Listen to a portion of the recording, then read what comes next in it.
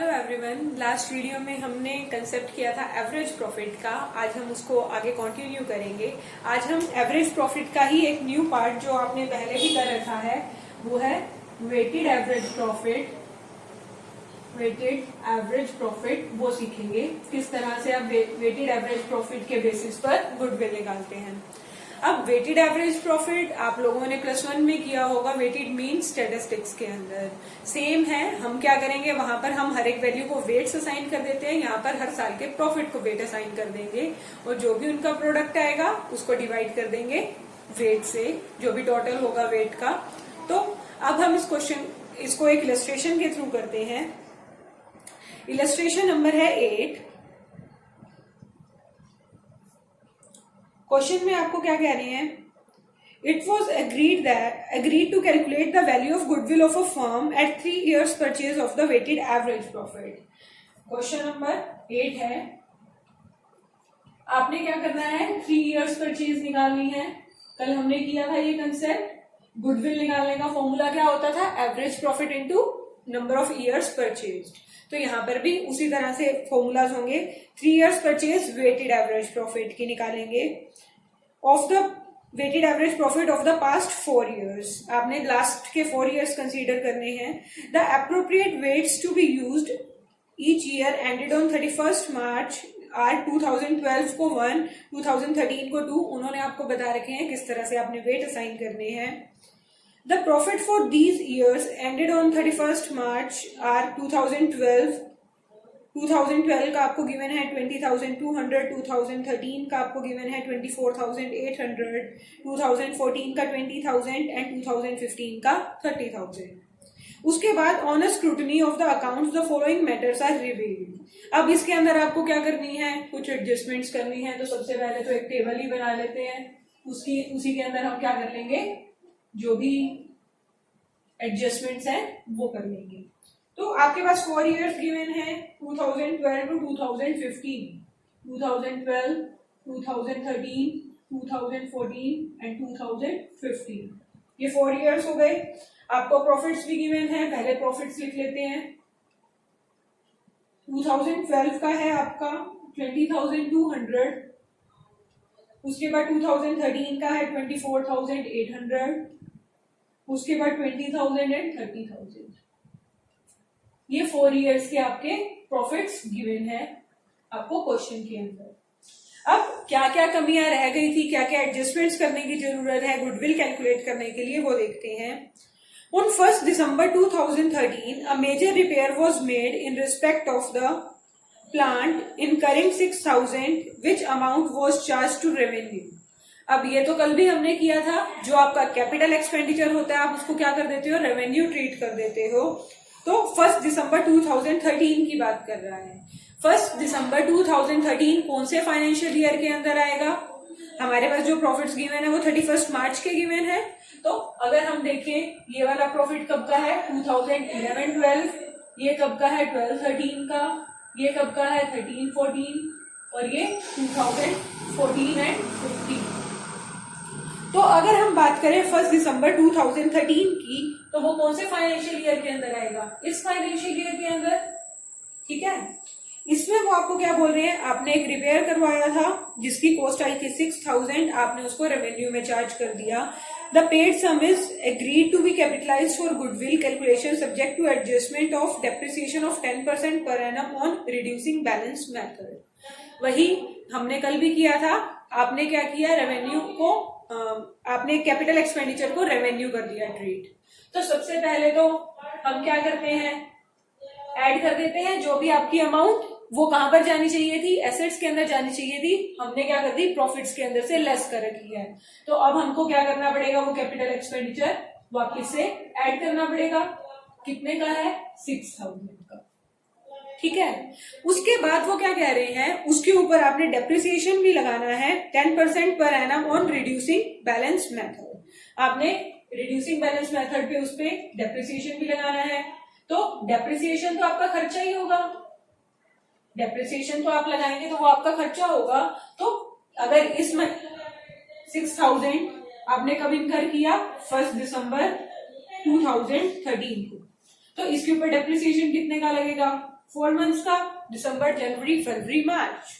तो 4 मंथ्स का इसके ऊपर डेप्रिसिएशन लगाएंगे 10% के हिसाब से, तो ये कितना हो जाएगा 200 रुपीज। तो सबसे पहले तो 200 यहाँ पर डेप्रिसिएशन लेस हो जाएगा। अगले साल इसकी वैल्यू कितनी रहेगी 5800, उसका हम 10% डेप्रिसिएशन चार्ज कर देंगे, वो कितना हो जाएगा 580, वो 580 हम डेप्रिसिएशन चार्ज कर देंगे। तो इस तरह से इसकी ट्रांजेक्शन हो जाएगी। आगे वो आपको क्या कहते हैं, the closing stock for the year ended on 31st March 2013 was overvalued by 2400। जो आपका क्लोजिंग स्टॉक था वो ओवर वैल्यूड था 2400 से। अब हम एक ओवरव्यू लेते हैं फाइनल अकाउंट का। P&L अकाउंट बनाते थे, ट्रेडिंग एंड P&L अकाउंट।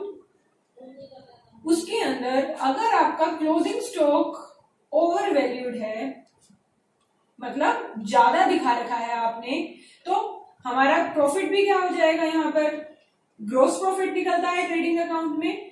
अगर आपका क्लोजिंग स्टॉक ओवर वैल्यूड है, इधर आपके एक्सपेंसेस आते हैं और इधर आपकी जो भी पैसा आया है वो आता है। अगर क्लोजिंग स्टॉक आपका ओवर वैल्यूड था तो मतलब प्रॉफिट भी ओवर वैल्यूड रहा।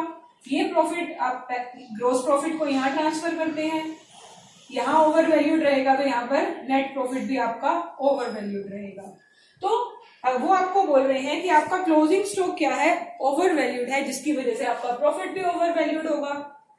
ये बात कर रहे हैं 31 मार्च 2013 की, ये वाला ईयर है। अगर आपका प्रॉफिट ओवर वैल्यूड है तो आपको क्या करना पड़ेगा, उसे कम करना पड़ेगा। यहां पर आपकी क्या है, over valuation of closing stock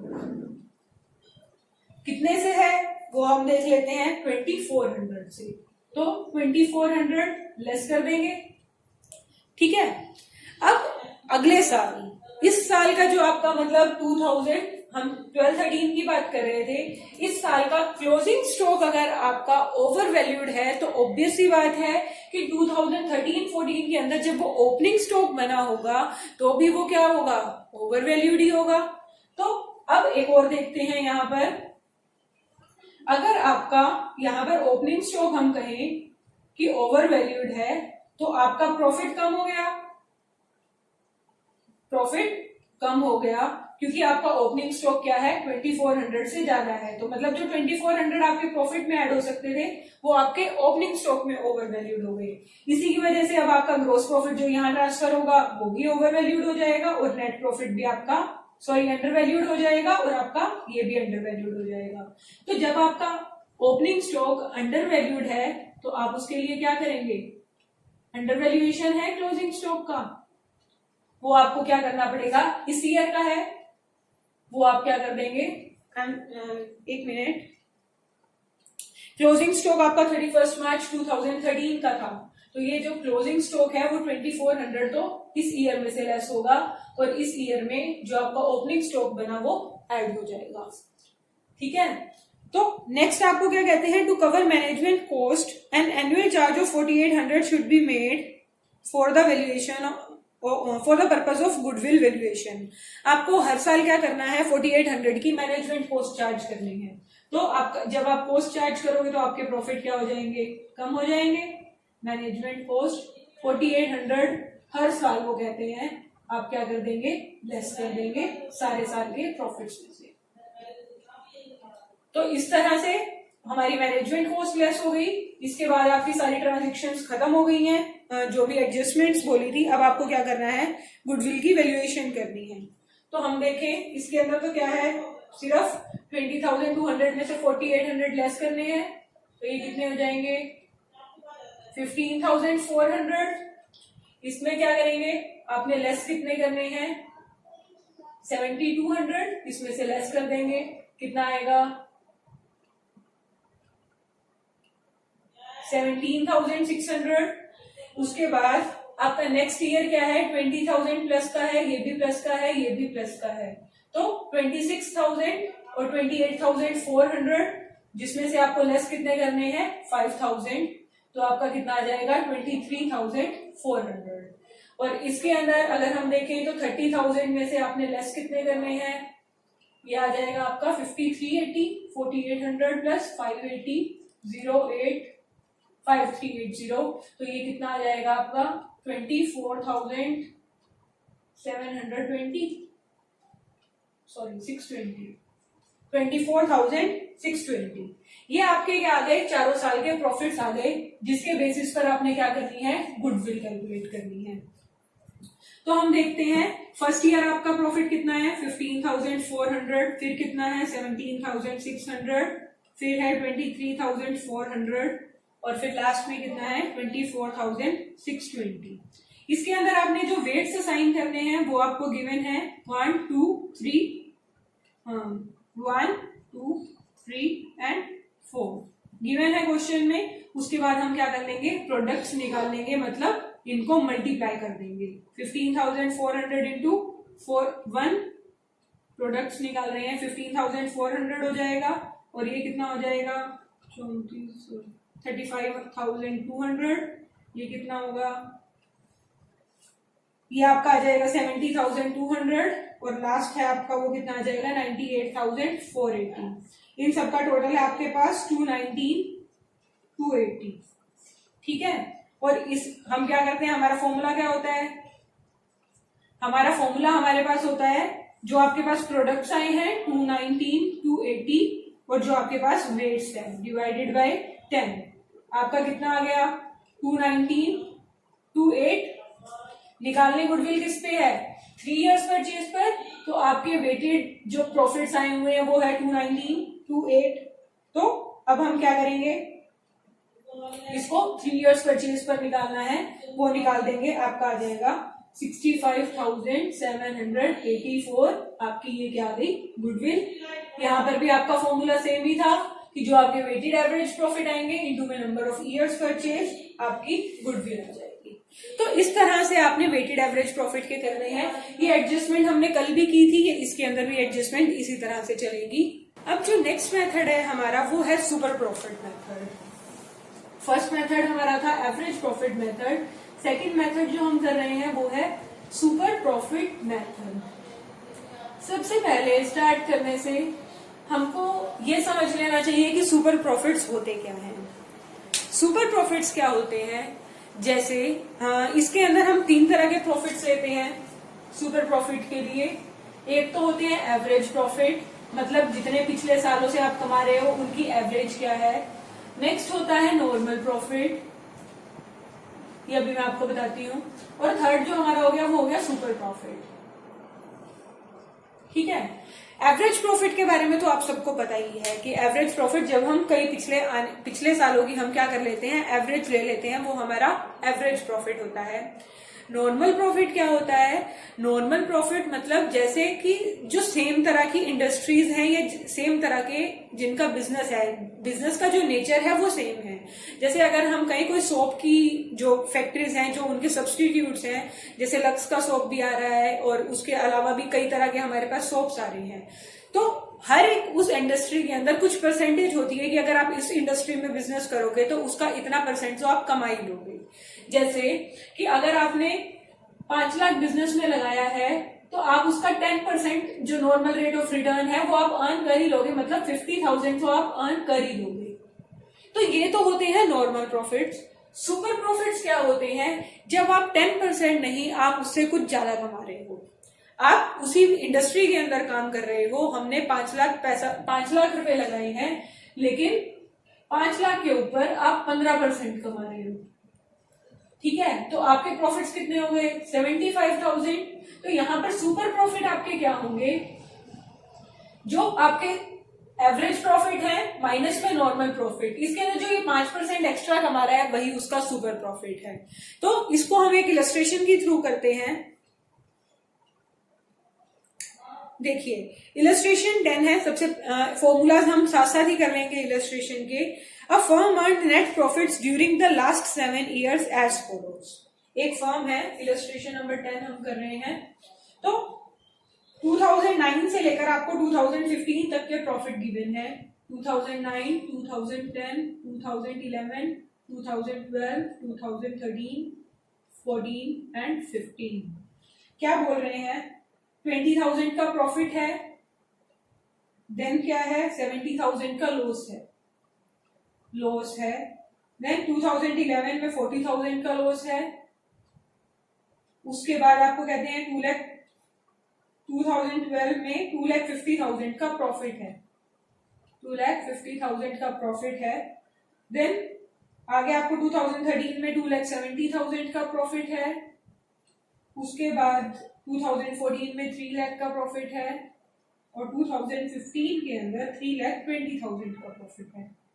ये आपको गिवन है क्वेश्चन के अंदर, जो आपको प्रॉफिट्स एंड लॉसेस बता रखे हैं।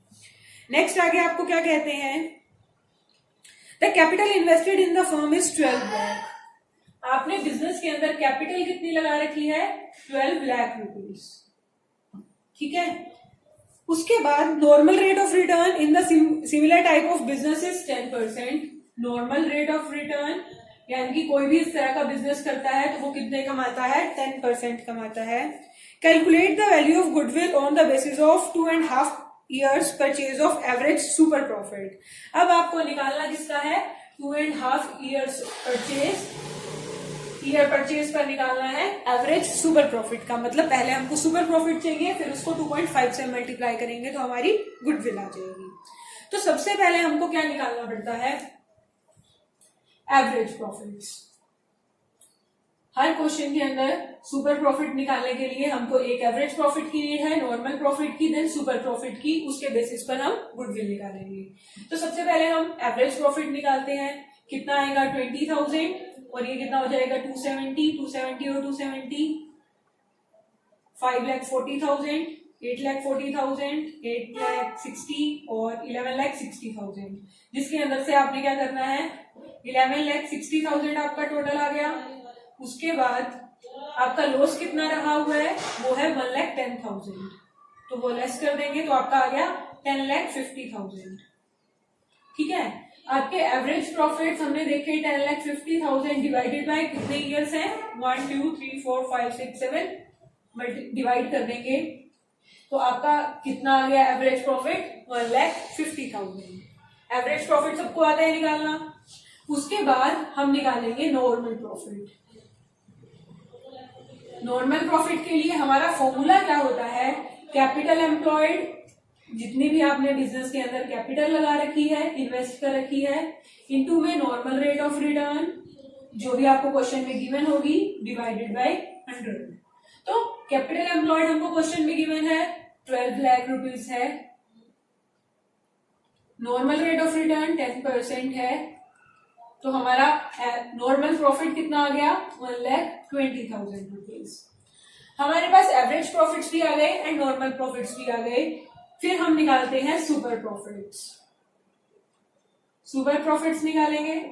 सुपर प्रॉफिट्स के लिए आपका फॉर्मूला क्या रहता है, average profit minus normal profit. Average profit कितना है, 1,50,000 और नॉर्मल प्रॉफिट कितना है, 1,20,000। सुपर प्रॉफिट्स आपके आ गए 30,000। अब आपने क्या करना है, निकालनी है गुडविल, क्योंकि हमने क्या करनी थी, सुपर प्रॉफिट की गुडविल निकालनी थी। तो 2.5 years परचेज ऑफ 30,000, तो ये कितनी आ जाएगी, 75,000 आपकी क्या आ जाएगी, गुडविल आ जाएगी।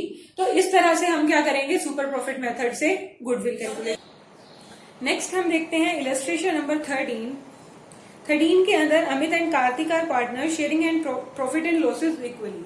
अमित और कार्तिक पार्टनर हैं, profits and shares equally share करते हैं। They decided to admit Saurabh for an equal share in the profit. Saurabh को लेकर आ रहे हैं, तीनों का शेयर इक्वल रहेगा, मतलब 1:1 रहेगा। For this purpose the goodwill of the firm was to be valued at 4 year purchase of super profit. आपको 4 years परचेज पर सुपर प्रॉफिट की क्या करनी है, गुडविल निकालनी है। आगे आपको बैलेंस शीट गिवन है, नॉर्मल रेट ऑफ रिटर्न 12% पर annum, average profit last 4 years के 30,000 है। एवरेज प्रॉफिट ऑलरेडी आपको गिवन है।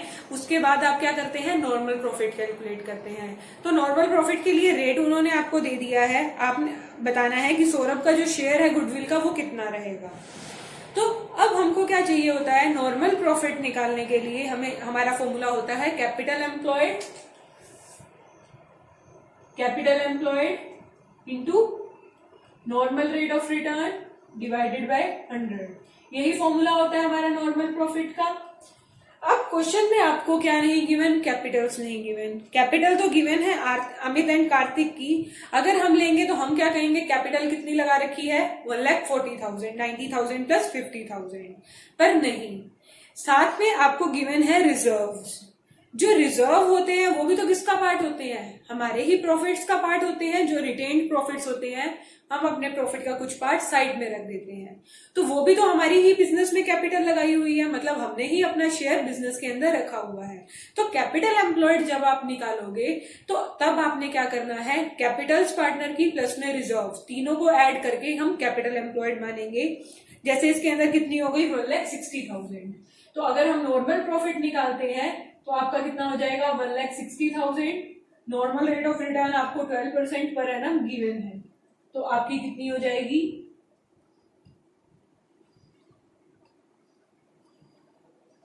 19,200। ये आपके नॉर्मल प्रॉफिट्स आ जाएंगे। एवरेज प्रॉफिट आपको ऑलरेडी गिवन है, तो 30,000 माइनस 19,200, आपके ये कितने आ जाएंगे 10,800। उसके बाद गुडविल आपने निकालनी है, उसके लिए वो आपको क्या कह रहे हैं, गुडविल निकालने के लिए 4 इयर्स परचेज कर निकालनी है, तो 4 इंटू 10,800, तो ये कितना हो जाएगा 43,200 आपकी गुडविल आ जाएगी। और साथ में उन्होंने आपको लास्ट में क्या कहा, calculate Saurabh share of goodwill.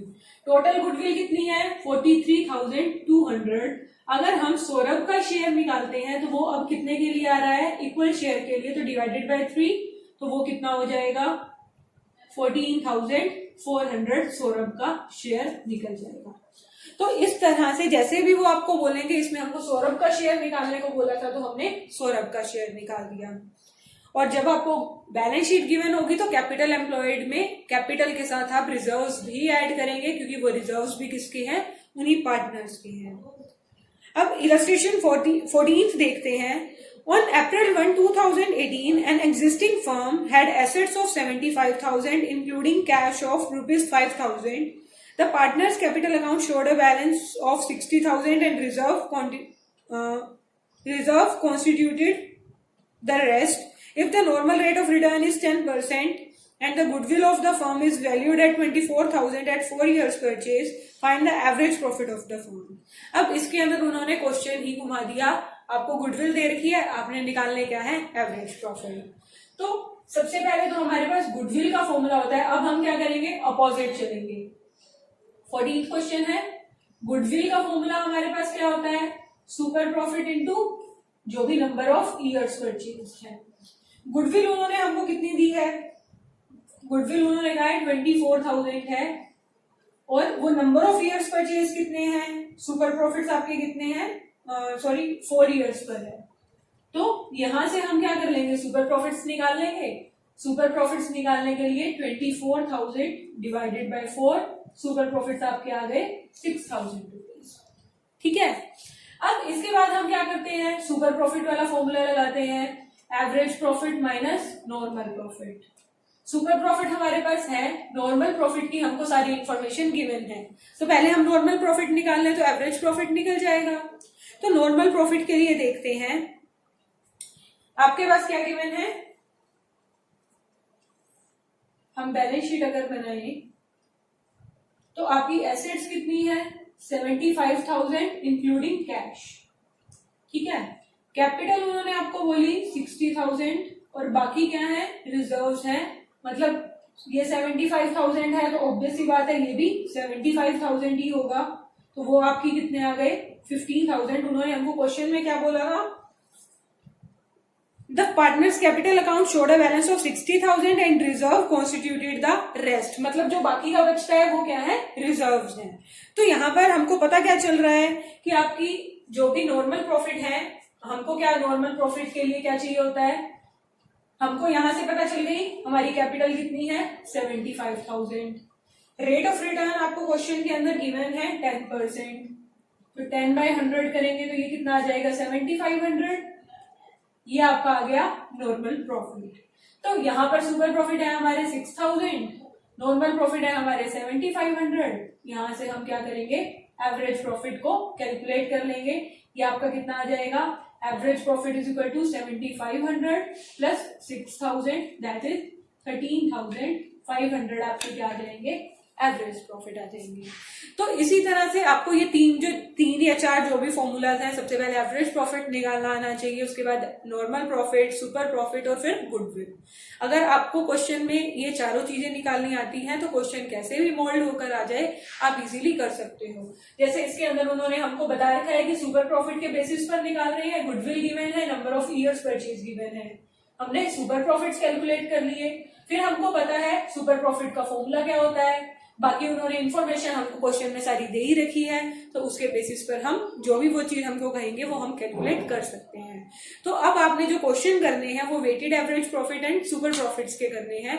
जो आपका नेक्स्ट जो है कैपिटलाइजेशन मेथड वो दोनों बेसिस पर होता है, average profit and super profit के बेसिस पर, वो हम नेक्स्ट वीडियो में करेंगे।